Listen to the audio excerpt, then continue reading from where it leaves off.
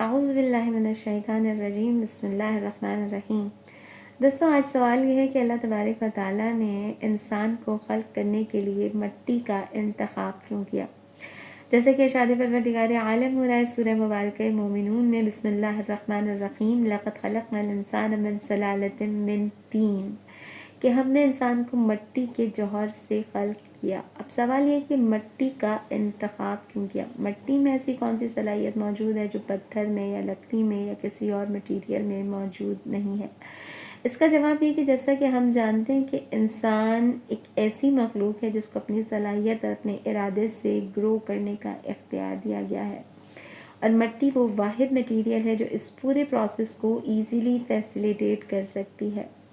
مثال کے طور پر اگر ایک بیج مٹی کے حوالے کر دیا جائے اور اس کو فیوریبل کنڈیشنز دی جائیں تو اس بیج میں موجود جو پوٹینشیل ہے مٹی اس کو گرو کروا کر ہمارے حوالے کر دیتی ہے۔ مثلا اگر سیب کا بیج پتھر میں رکھا جائے یا فرض کریں لکڑی میں یا پانی میں رکھا جائے تو وہ بیج خراب ہو جائے گا، لیکن یہی بیج اگر مٹی کے حوالے کر دیا جائے تو مٹی اس کو اس کے مکمل کمال یعنی سیب کے درخت تک پہنچا سکتی ہے۔ اللہ تبارک و تعالیٰ نے انسان کو مٹی کے جوہر سے خلق کیا اور پھر اس میں اپنی روح کا بیج پھونکا۔ اسی لیے ارشاد پروردگار عالم ہو رہا ہے بسم اللہ الرحمن الرحیم، وَنَفَخْتُ فِيهِ مِن رُّوحِي فَقَعُوا لَهُ سَاجِدِينَ، اور پھر فرشتوں سے فرمایا کہ جب میں اس میں اپنی روح پھونک دوں تو تم سب کے سب سجدے میں گر جانا۔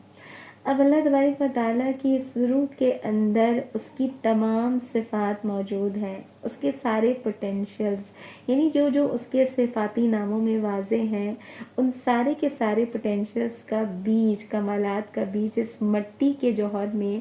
سما گیا، میرے اور آپ کے اندر سما گیا۔ مزید اس چیز کو سمجھنے کے لیے فرض کیجئے کہ جیسے آپ سمندر کا ایک قطرہ لیں اور اس پانی کا لیبارٹری ٹیسٹ کروائیں، ایگزامینیشن کروائیں، تو جو کیمیکل فارمولا اس ایک قطرے میں موجود ہوگا وہی کیمیکل فارمولا پورے سمندر میں موجود ہوگا۔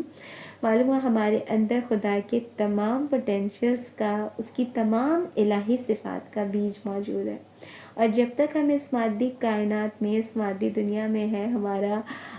امتحان فقط اور فقط اس بات کا ہے کہ ہم کتنا اور کس حد تک اس بیج کو گرو کرواتے ہیں۔ اور یہی مطلب قربتاً اللہ کا بھی ہے کہ جو شخص جتنا زیادہ اللہ تعالیٰ کی صفات میں اس کے قریب ہوگا، ان صفات کو اپنے اندر پروان چڑھائے گا، اتنا ہی وہ اللہ تبارک و تعالیٰ کے قریب ہوتا چلا جائے گا۔ جیسے خدا کی صفات میں رازق ہونا ہے، رحیم ہونا ہے، کریم ہونا ہے، علیم ہونا ہے، حکیم ہونا ہے، صادق ہونا ہے، غفور ہونا ہے، شکور ہونا ہے، صبور ہونا ہے، تو یہ اللہ تعالیٰ کے جو صفاتی نام ہیں سارے، ان میں سے دو دو تین تین صفات کو سلیکٹ کریں اور کوشش کریں کہ اس کو اپنی ڈیلی لائف میں پریکٹس کریں، کیونکہ یہ خدا کا اخلاق ہے، اور پروردگار عالم چاہتا ہے کہ انسان اپنے اخلاق کو اخلاق الہی سے مزین کرے۔